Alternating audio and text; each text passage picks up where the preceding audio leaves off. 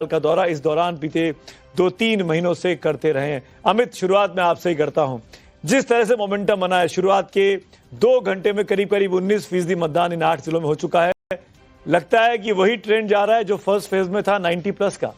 जी हाँ, निश्चित तौर पर। और मुझे लगता है कि इसके पीछे एक बड़ी जो वजह होगी, क्योंकि पहले फेज में जिस तरह से वोट हुआ है, उसने सेकंड फेज में जो मतदाता है उसके मन में विश्वास जगाया कि आप फ्री एंड फेयर जाकर वोट कर सकते हैं। जो असुरक्षा की एक जो भावना थी वो खत्म हो गई है और लोग निकल सकते हैं। तो मुझे लगता है कि एक बहुत बड़ी वजह उसकी यही है कि जो पहले फेज में हुआ था बम्पर वोटिंग, मुझे लगता है कि 90% या उसके आसपास आपको या उससे ज्यादा इस बार भी संभावना है। बड़ी संख्या में लोग निकाल रहे हैं। मेरे कुछ जो फ्रेंड्स थे, जो कॉलेज के फ्रेंड्स हैं, उनसे बात हुई। उनके फादर जो 90 ईयर्स ओल्ड हैं, वो जाके सुबह सुबह वोट किए। उन्होंने कहा कि 2011 के बाद वोट कर रहे हैं। 2011 में एक बार माहौल बना था जब हमने वोट किया था, और इस बार मैं जाके वोट कर रहा हूं। वो सोसाइटी के भीतर वो इसलिए दे पाए क्योंकि इस बार सोसाइटी के भीतर बना है। तो मुझे लगता है कि जो चुनाव आयोग ने जो एक बनाया है माहौल की, जहां 100-200 से ज्यादा वोटर हो रहे हैं या फिर सोसाइटी के भीतर है, तो वहां पर बूथ पहुंचे कि आप बूथ तक जाएं। आपके भीतर जो असुरक्षा की भावना हो उसको दूर करने के लिए बूथ उन जगहों पे गया है, वो दिख रहा है। और शुरुआत जो ट्रेंड है एकदम पहले फेज की तरह ट्रेंड है, जो कि मुझे लगता है कि 90% के आसपास जरूर जाएगा। एक और बड़ा अंडरलाइनिंग फैक्ट रहा इस चुनावों में, और मैं इस चर्चा को खोल रहा हूं इसके साथ ही कहते हुए, एसआईआर का मामला। एसआईआर के मामले को लेकर लगातार दोनों चरणों में ये कहा गया कि टीएमसी की तरफ से प्रोजेक्ट किया गया कि उनके साथ ज्यादती की गई है। और मीडिया रिपोर्ट्स भी ऐसी आई कि जिन लोगों ने टीएमसी को वोट किया था उनके नाम ज्यादा कटे हैं। उनके लिए वो अपील में भी गए और मामला अभी भी सुप्रीम कोर्ट में चल रहा है। करीब इस बार भी 13-14 लाख नाम अभी भी अपील में पड़े हुए हैं, जिनके नाम जो आज वोट नहीं शायद दे पाएंगे। केवल 1900-1800 वोटर्स को अप्रूवल मिला है। मेरा सवाल ऐसे में शुरू होता है दुष्यंत जी आपसे, क्या आपको लगता है कि एसआईआर इस चुनावों का डिफाइनिंग मोमेंट होगा, चाहे किसके लिए भी, चाहे ममता के लिए या बीजेपी के लिए? बिल्कुल, एसआईआर बहुत बड़ा मुद्दा है। और जो माइनॉरिटीज है उनके अंदर जो एक तरीके से संदेश गया कि भाई उनके वोट के लिए भविष्य में खतरा है और कुछ वोट कटे भी, तो उसका फायदा तृणमूल कांग्रेस को पहले उसमें मिलता हुआ दिख रहा है। पहले फेज के जो ऑब्जर्वर्स के जो आकलन है उसमें ऐसा लग रहा है कि उसका टीएमसी को फायदा हो रहा है। जी, टीएमसी को फायदा हो रहा है, आप ये कह रहे हैं? जी बिल्कुल, एसआईआर के होने से टीएमसी को फायदा हुआ। फायदा फिर से पूछ रहा हूं जी, मैं फिर से कह रहा हूं। मोहम्मद एहतशामुल्लाह हक टीएमसी के नेता मेरे साथ हैं। आप मानेंगे एसआईआर से टीएमसी को फायदा हो गया? कल तक तो आप लोग कह रहे थे कि आप लोग पीड़ित हैं। देखिए सुमित जी, सबसे बड़ी बात है कि जिस हिसाब से आपने अभी कहा कि 27 लाख लोग इस बार वंचित रह जाएंगे अपना मत का प्रयोग करने से, तो ये पूरा समझ लीजिए आज दूसरे चरण का जो मतदान 142 सीटों में होने जा रहा है। और आपने लास्ट 23 तारीख को भी देखा होगा सुमित जी, जो 152 में पहले चरण का जो इलेक्शन हुआ था, जिसमें 92.8% जो वोटिंग हुई थी, ये एसआईआर के खिलाफ तमाम पश्चिम बंगाल के लोग ने एक होकर के वोट दे रहे हैं। और इसका पूरा का पूरा फायदा हमारे तृणमूल कांग्रेस को मिलेगी। इस चीज के डे वन से सुमित जी हमारे राज्य के मतदाता था। नहीं, फिर हक साहब ये बताइए, दीदी ने सुबह सुबह क्यों कहा मुख्यमंत्री ने कि चुनाव आयोग चुनाव को रिग करा रहा है? अगर एसआईआर के प्रोसेस से टीएमसी को फायदा हो रहा है, अगर निष्पक्ष मतदान चल रहा है और आपको लग रहा है कि आप चौथी बार सरकार बनाने वाले हैं, फिर चुनाव आयोग पर आक्षेप क्यों लगाए जा रहे हैं?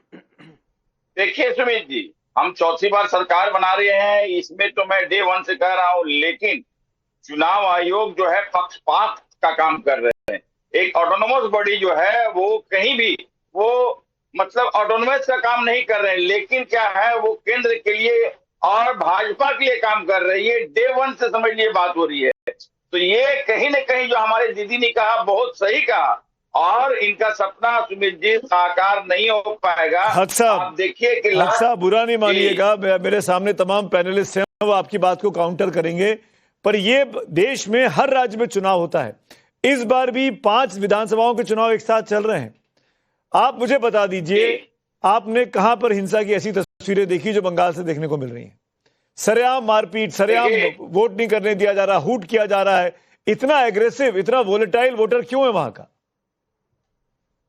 देखिए, ये शुरू से पश्चिम बंगाल एक ऐसी मिट्टी है सुमित जी कि यहाँ लोग उसी हिसाब से मतलब ये लोकतंत्र का जो महापर्व है उसी के हिसाब से समझ लिए यहाँ अपना अपना मत का प्रयोग करते हैं।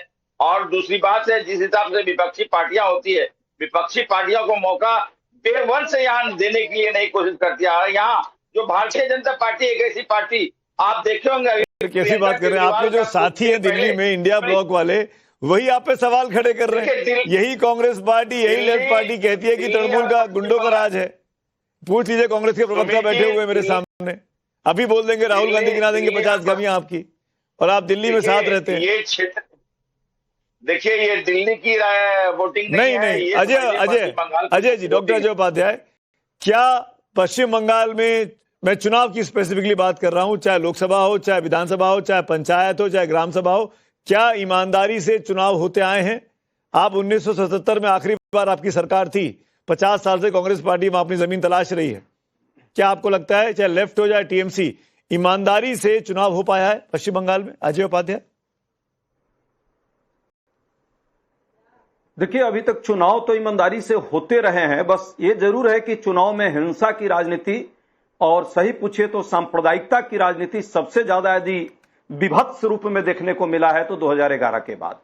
जिस तरह से लगातार ममता बनर्जी जी की भी गुंडागर्दी पिछले चुनाव में देखी गई, टीएमसी के वर्कर जो हैं बाकी राजनीतिक पार्टियों के वर्कर को कहीं ना कहीं फिजिकली हार्म करने का प्रयास किया। अभी इस बार भी हमारे देवदीप चटर्जी एक वरिष्ठ कांग्रेसी हैं, उनकी हत्या कर दी गई। और इसी प्लेटफॉर्म पर, इसी प्लैंक पर भाजपा भी जो है उसको सूट करता है, तो वो भी चाहती है कि इसी तरह की हिंसात्मक राजनीति बंगाल में होती रहे, बंगाल को पूरे भारत के मानचित्र पर बदनाम किया जाए और विकास की जो मूल मुद्दे की जो राजनीति है उसको नेपथ्य में ले जाया जाए। ऐसा लग रहा है मैं अजय उपाध्याय बीजेपी प्रवक्ता से बात कर रहा हूं, वहां वही काम ऐसा लग रहा है डॉक्टर अजय उपाध्याय मैं बीजेपी प्रवक्ता से बात कर रहा हूं। यही टोन टेनर में बिल्कुल बीजेपी बोलती है, विकास की राजनीति हो, शांतिपूर्ण तरीके से हो। सच ये सरकार नहीं, ये विकास की राजनीति तो भाजपा कर ही नहीं रही है। ये तो चुनाव आयोग जो है सरेंडर जी महाराज के सामने साष्टांग हो चुका है।